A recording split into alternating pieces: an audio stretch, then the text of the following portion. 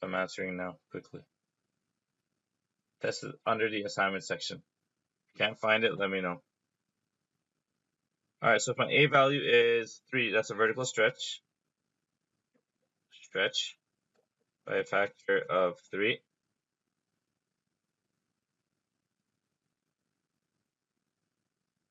Okay.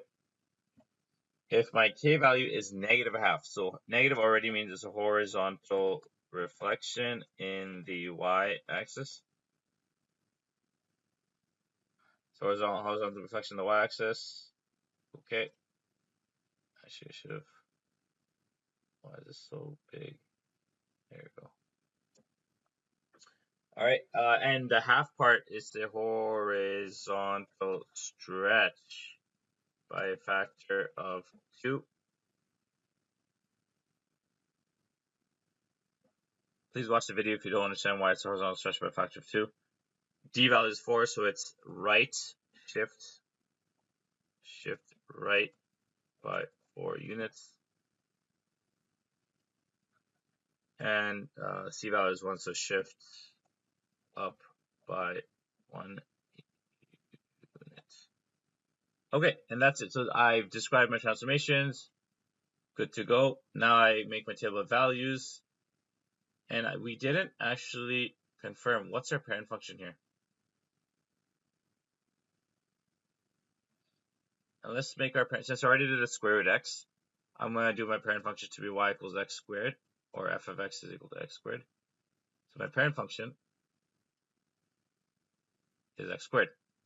And what are my key values for x squared? If you don't remember, it's -2, -1, 0, 1, 2. Remember, key points you have to memorize, you have to know. So what are my y values if my x value is -2? Just plug it into the parent function. So if I plug in -2 here, what's -2 squared? 4. What's -1 squared? 1. What's 0 squared? 0. And then it repeats. What is my mapping notation? Remember, x over k plus d, ay plus c, that is my mapping notation. So x over k plus d, well that's, what's k? K is -0.5.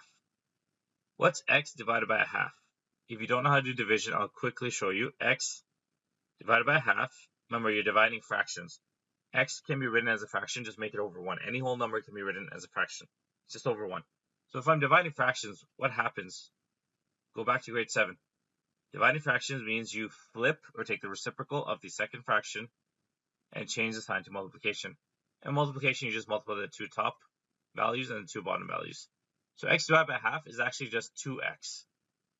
And since it's -1/2, it's going to be -2x. So this value is going to be -2x plus 4, because my d value is positive 4. My a value is 3, so it's going to be 3y plus 1. And now that I have my a and c and values, my mapping notation, plug in -2 here. -2 times -2 is positive 4 plus 4, which is 8. -1 times -2, positive 2, 2 plus 4 is 6. 0 is obviously just 4. 1, that's -2, that's going to be 2. And 2 times -2 is -4, so that's 0. So 8, 6, 4, 2, 0. Those are my x values. My y values are going to be 4 times 3, which is 12, plus 1 is 13.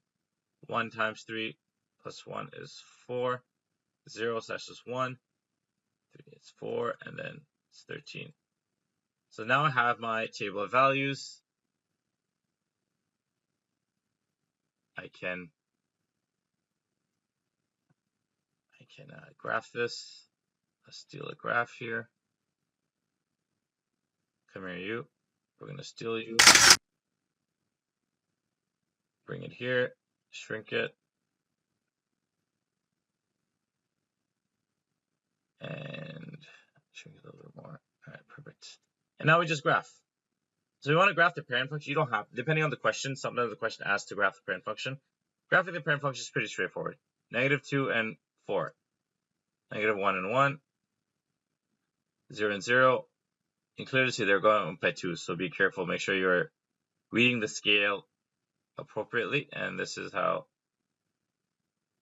sorry, my hand slipped there.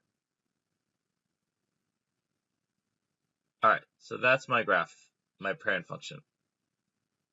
What about my transform function? Look, my first value is 8. So 8 is here, and then my y value is 13. So 12, 13. Then my next value is 6 and 4. So 6 and 4. Then 4 and 1, 4 and 1. Then 2 and 4, which is here. Then 0 and 13, which is here. This is my transformed value. And there we have it.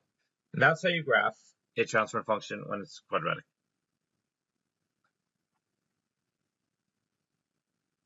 All right, I'm going to give you like less than 5 minutes for questions now. Any questions about the test or quiz? You have a test today, you have a quiz today. Both of them due by 11:59 p.m.